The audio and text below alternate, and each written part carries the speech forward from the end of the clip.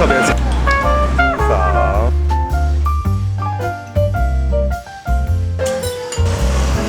嗨，家人们，我们现在在新加坡樟宜机场，昨天晚上坐了红眼航班，超级辛苦。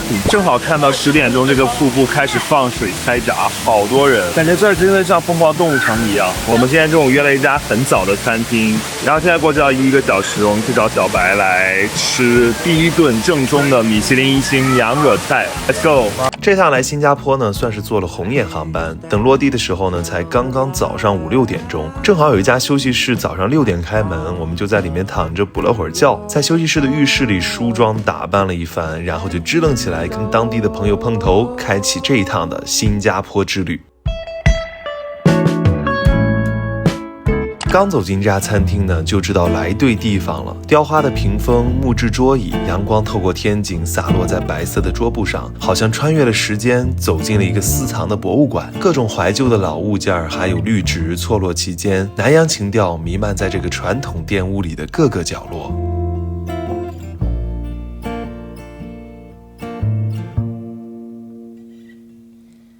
开始吃了，家人们，黑果鸡，不知道黑果是什么的。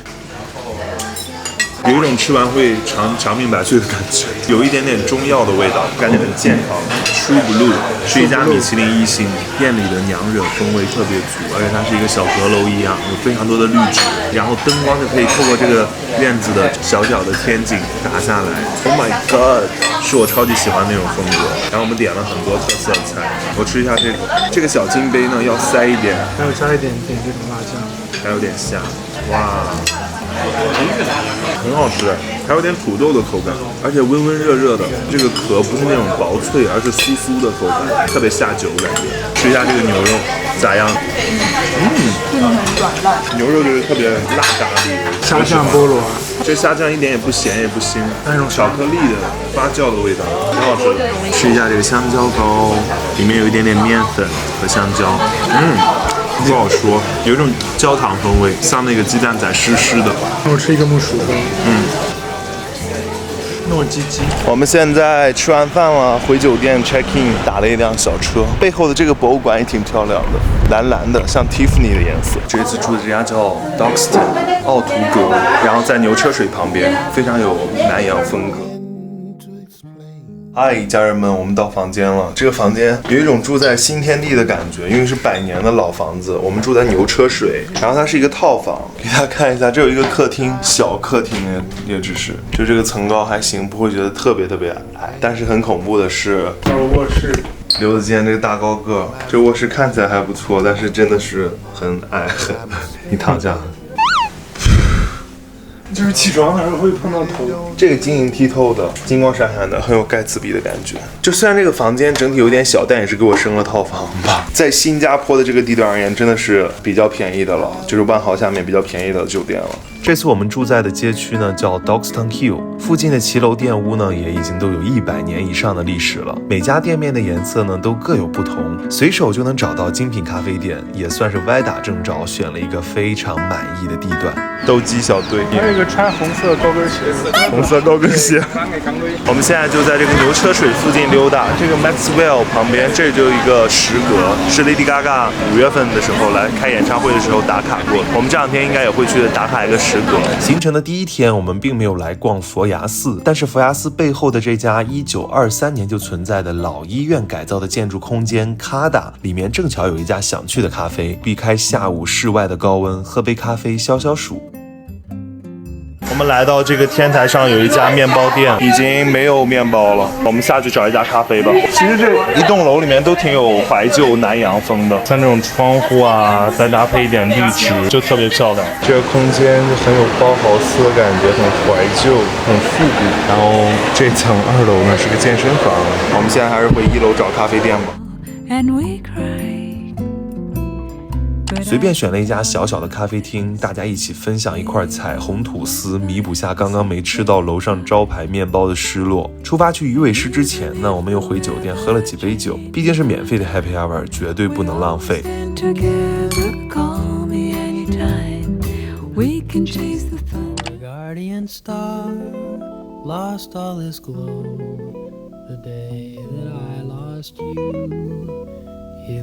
耶！我们现在在克拉码头的旁边，我觉得这儿附近特别像中环，因为有特别多银行。这儿空气很湿润，很柔软，不像香港一样，就是感觉很潮，然后很吵，挺好的。我们现在去找鱼尾狮，走吧。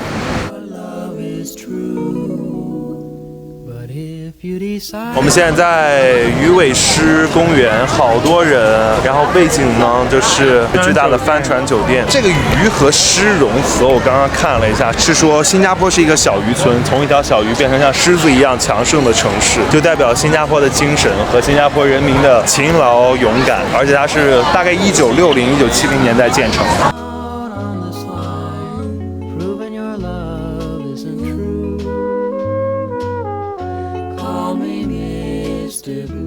夜幕降临，滨海湾的景色跟维港一样，充满了海风的味道。路灯昏黄，身边的游客和行人跟我们一样，惬意地享受着周末。我们穿过天桥，一路走到滨海湾花园去看擎天树。听上去离得不远，但却走了20-30分钟，遗憾错过了每晚2场的演出时间。打车出来的时候呢，也是人满为患；坐地铁挤出来的时候呢，已经是晚上10点多了，所以只好回到白天路过的那家食阁，解决今天的晚饭。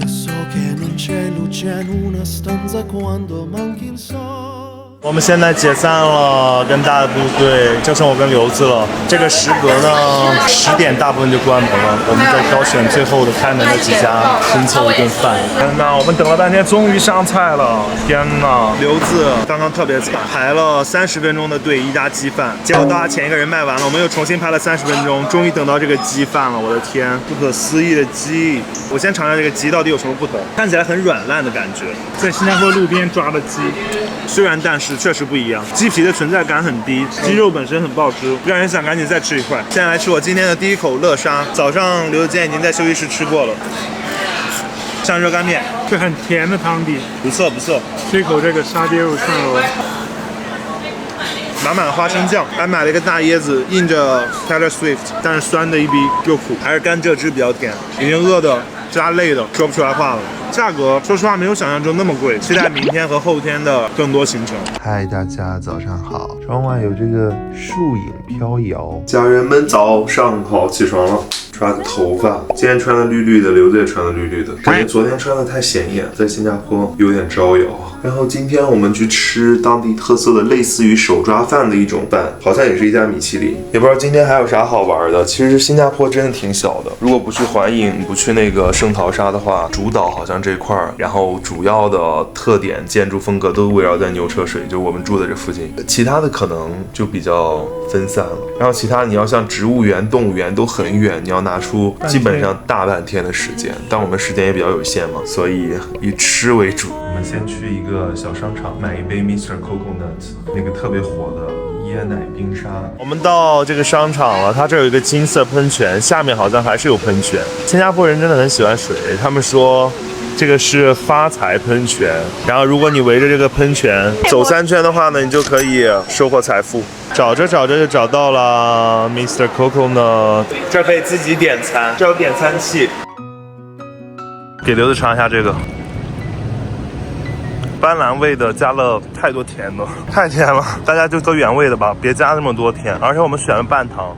没想到值得打卡的当地小店就在手边，距离我们约好的午餐还有时间，所以我们就钻进来喝杯咖啡，来一个椰咖吐司，感受一下当地特色的 brunch。商场楼下有一个亚坤，我们来吃了，看了一下，是把这个荷包蛋里面呢加满一些酱油调料，然后搅拌。来试一下，先把这个荷包蛋搅拌一下，这里面是黄油，然后吐司里面可能有咖啡，对吧？好吃哎，是甜的，但鸡蛋把它变成咸的，里面黄油很甜，像酥脆的饼干。雀巢吗？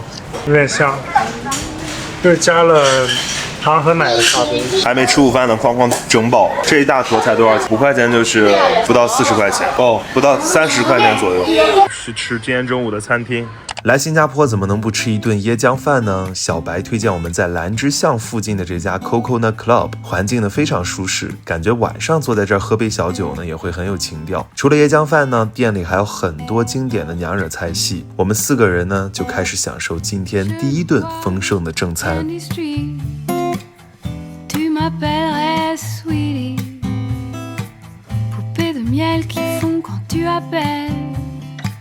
Dorée au point que tu brûles pour elle. 开始吃饭喽。这一大桌还挺有特色的，刚做了一下功课，他们这儿有很多饭都叫人当牛肉、人当什么？你知道为什么叫人当吗？因为人当是一个比较典型的烹饪方式，来自印尼，而且印尼语就叫 yang dang， 就是翻译过来。然后人当有慢慢煮、慢慢炖的意思。还有一道菜是乌达，乌达呢其实就是把鱼啊和一些海鲜和椰浆混在一起，然后用这个像粽子一样把它烤一烤。这是香蕉叶。对。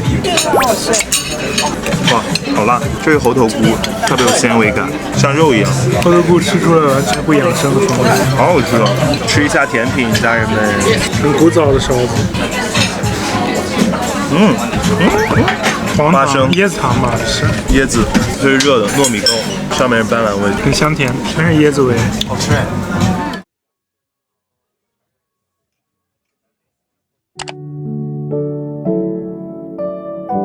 现在到新加坡国立博物馆了，一张票大概是20多，然后就是120多块人民币，好高的穹顶。今天有时间，先来看一下新加坡的历史，是讲它从殖民时期，然后到上个世纪70、80年代的国家发展史。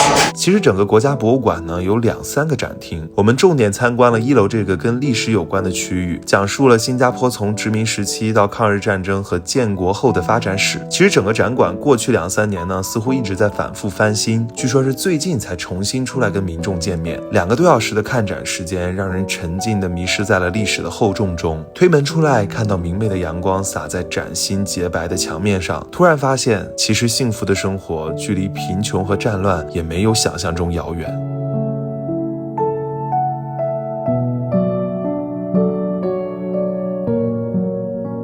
我们逛完展了，现在在这个纪念品店，这些真的很白莲花度假村的元素哎，这个40人民币一张，好吓人。我们现在去吃榴莲啦，去吃地道榴莲，不是那种甜品店，可能是榴莲摊。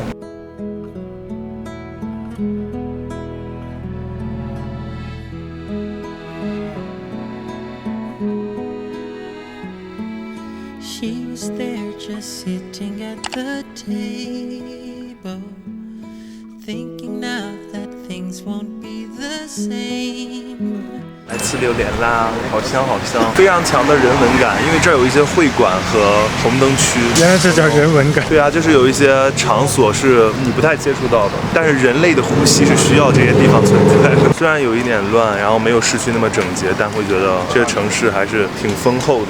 而且刚刚一路过来，司机一直跟我们介绍新加坡的殖民历史和沿途上哪个点之前英殖民时期，包括抗日战争之类的。觉得刚从那个国家博物馆走出来，突然对这个城市、这个国家的认知又深刻了。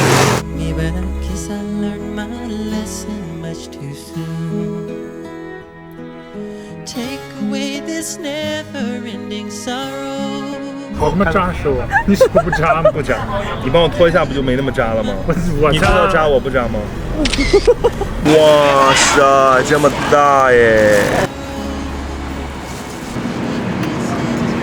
好 creamy， 很丝滑，没有需要咀嚼的部分，香味很足哎。要慢慢嚼，因为很贵，这超上乘的榴莲冰淇淋做不到，特别与众不同。而且在这儿坐在路边，然后又很凉快，还可以吧？所有观众都知道你们叫我郭姐了。我是纯一，我正式声明一下。我是莲。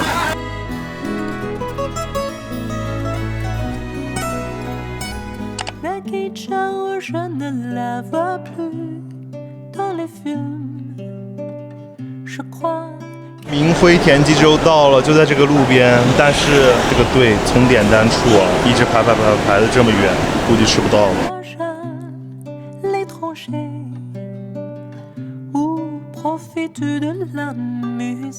哇哦，我们又来到了牛车水附近，不是牛车水，叫厦门街。白姐亲情推荐来吃贵饭。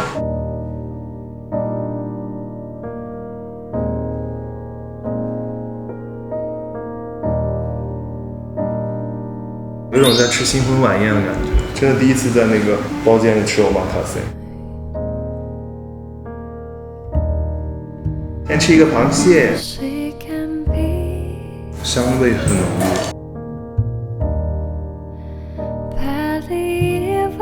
但我觉得比在日本吃的欧玛卡西好吃。天哪，莫大的夸赞哎！确实，因为它的食材都特别的肥，特别的鲜，分量很大。你看它这刺身直接给你一个拼盘，在日本要分成很多块一个一个给你上。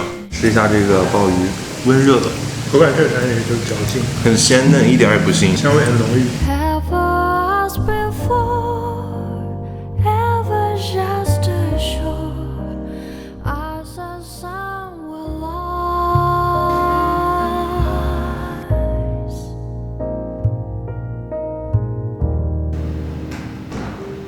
最后一道甜品，我今天晚上我觉得吃了很多，确实之前我马哈塞都没吃过的高级的食材，而且今天运气太好了，就是他们问我们愿不愿意坐包间或者坐前面，就在这儿还挺私密的，感觉在宫殿里一样，开心。Adele 的音乐来了，在包间还能唱歌。Meant me, let me photograph you in this light, in case it is time that we might. 留下来卖身，在这卖唱好了，又是逃单。 For just the same,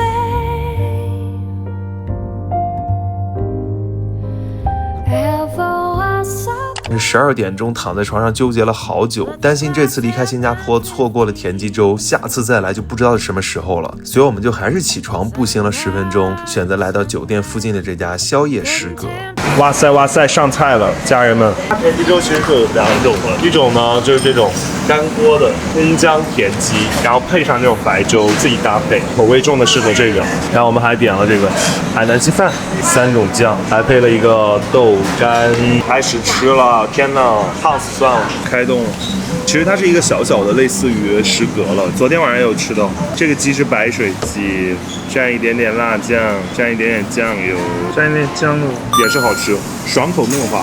这份双拼里面还有这种烧鸡，他们当地人很喜欢吃这种带酱油卤的烧鸡，烧鸡就有一点点柴。我永远支持海南鸡，白鸡就好吃。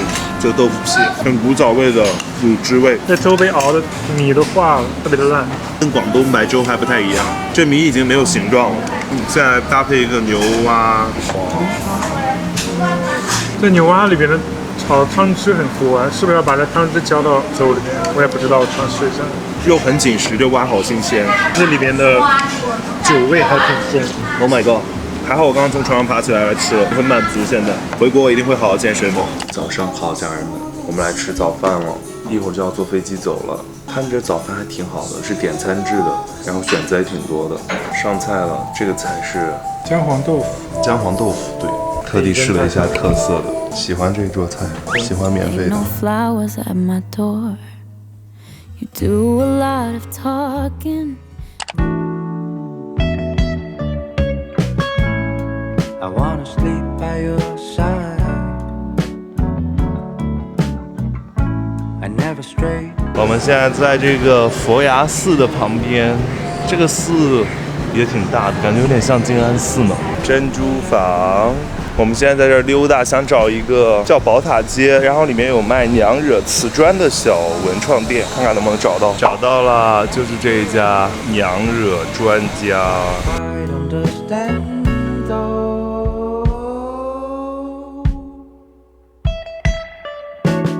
还挺贵的，这是一片的单位吗？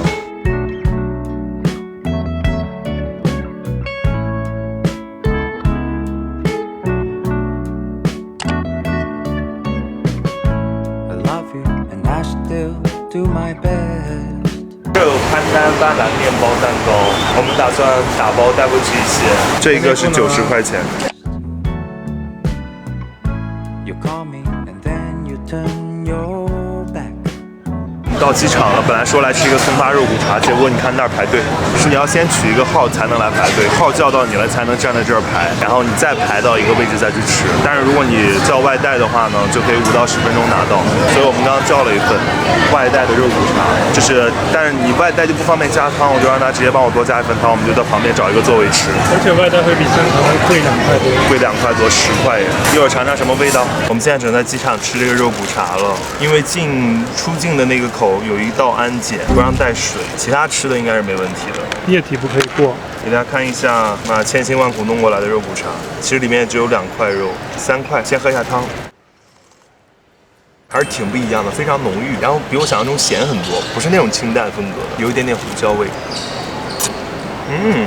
肉不错，没有特别软烂，但是恰到好处。